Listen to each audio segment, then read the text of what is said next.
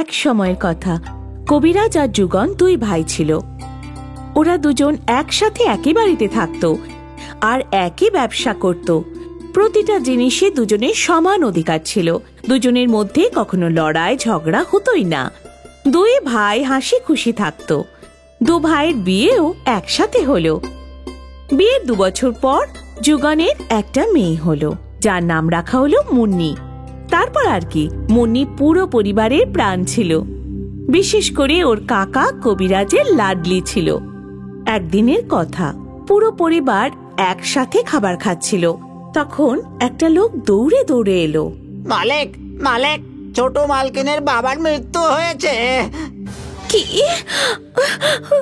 বাবা! যুগনের স্ত্রী জোরে জোরে কাঁদতে লাগলো। একটা কাজ কর ছোট, তুই গাড়ি নিয়ে যা, মুন্নিকে এখানেই রেখে যা। ওখানে তুই লতাকে সামলাবি নাকি মুন্নিকে? ঠিক আছে দাদা।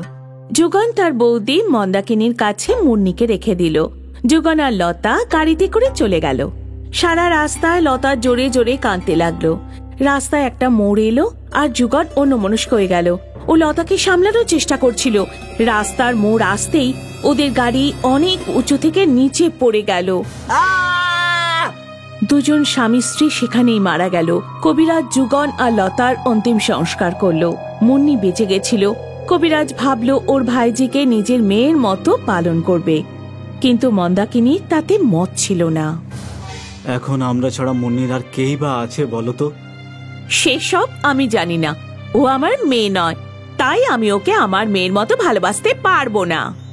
মন্দাকিনী, এই বাচ্চাটা মাত্র কয়েক মাসের, ওকে দেখাশোনাটা কে করবে তুমিই বলো না?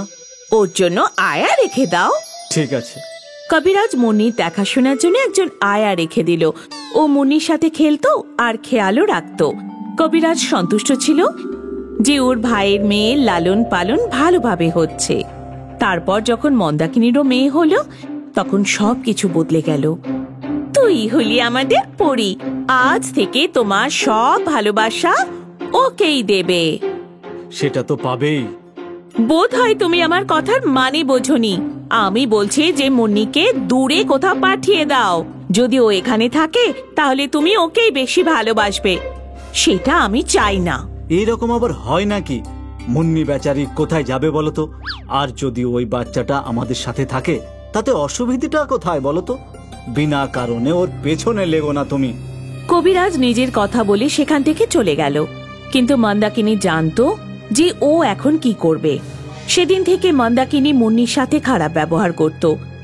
ও কখনো মুন্নিকে মারত, আবার কখনো বকত। যখনই মুন্নি কবিরাজের কাছে যেত তখনই মন্দাকিনী বাচ্চাটাকে মারত। আজকের পর তুই যদি তোর জ্যাঠার কাছে যাস তাহলে দেখবি আমি তোর কি অবস্থা করি। কবিরাজ এটা দেখে ফেলল। ওর মনে হচ্ছিল যে ও মন্দাকিনীকে বকাবকি করবে, আটকাবে। তখন ও ভাবলো যে কতদিন ও মন্দাকিনীর নজর থেকে মুন্নিকে বাঁচাবে। যতদিন মুন্নি এখানে থাকবে মন্দাকিনী কিছু না কিছু করে ওকে কষ্ট দিতেই থাকবে। এর থেকে ভালো যে মুন্নিকে আমি দূরে কোথাও পাঠিয়ে দিই, অন্তত পক্ষে ওখানে তো খুশিতে থাকবে। এই ভেবে কবিরাজ মুন্নিকে একটি অনাথ আশ্রমে রেখে দিল। আপনি তো আমার কষ্টটা বুঝতে পারছেন। যদি আমি এই মেয়েটাকে আমার কাছে রাখি তাহলে ও শুধু কষ্টই পাবে তার জীবনে। এর থেকে ভালো যে আমি ওর কাছ থেকে দূরে থাকি। কিন্তু আমি চাই যে ও খুশিতে থাকুক।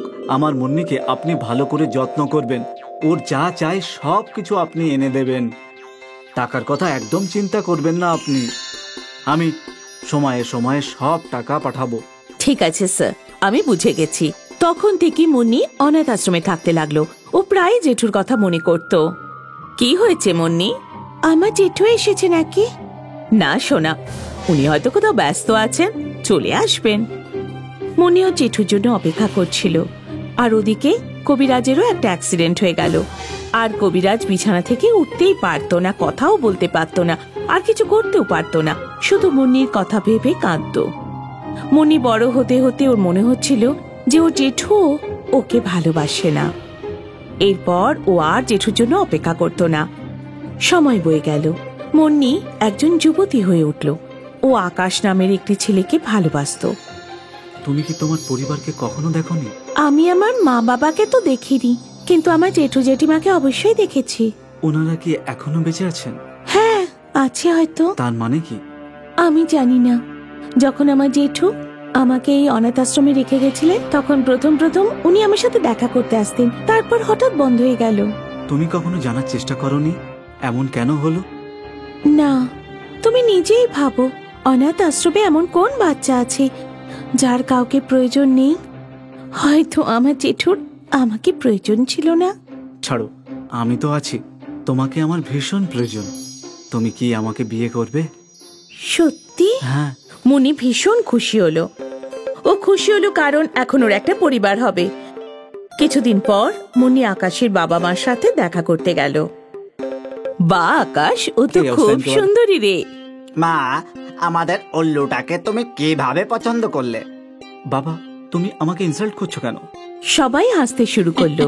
আচ্ছা মা, আকাশ বলল যে তুমি অনাথ আশ্রমে বড় হয়েছ। হ্যাঁ আন্টি। তোমার বাবা মায়ের বিষয়ে তুমি কিছু জানো?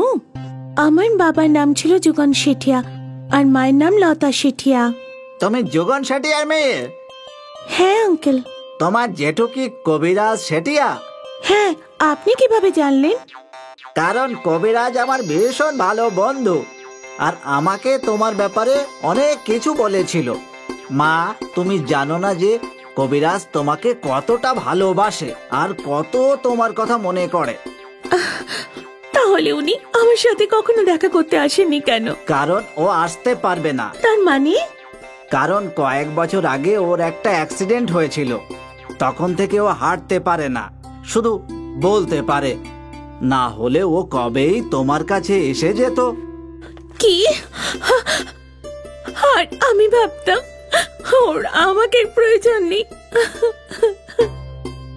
নিজেকে সামলাও মা। আকাশের মা বাবা মুন্নিকে কবিরাজের কাছে নিয়ে গেল। এটা হলো মুন্নি, তোমার মুন্নি। কি?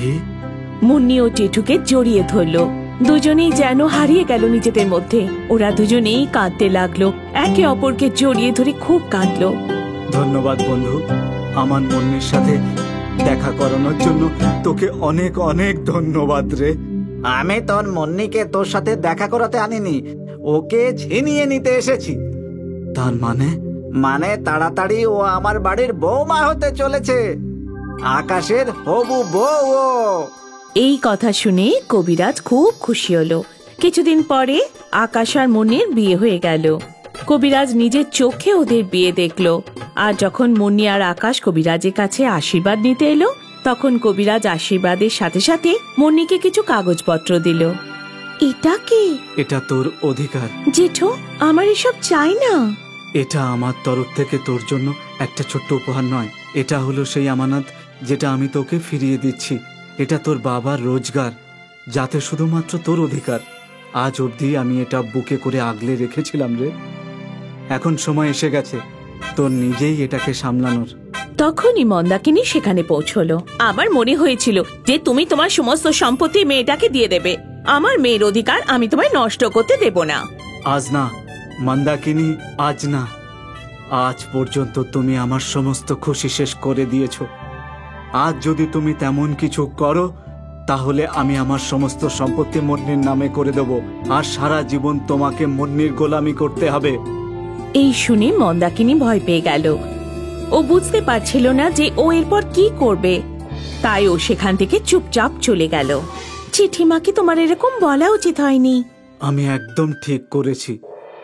যদি আমি এটা 15 বছর আগে করতাম, তাহলে তোকে অনাথের মতো মানুষ হতে হতো না রে। এখন তুই সব সময় খুশি থাক, এটাই আমার কামনা। মুন্নি ও জেঠুকে জড়িয়ে ধরল। অবশেষে অনাথ মুন্নিরও বিয়ে হয়ে গেল। যদিও মুন্নি অনেক কষ্ট সহ্য করেছে, কিন্তু শেষে ওর ভাগ্যে খুশি জুটল। তাই তো বলে, শেষ ভালো যার সব ভালো তার।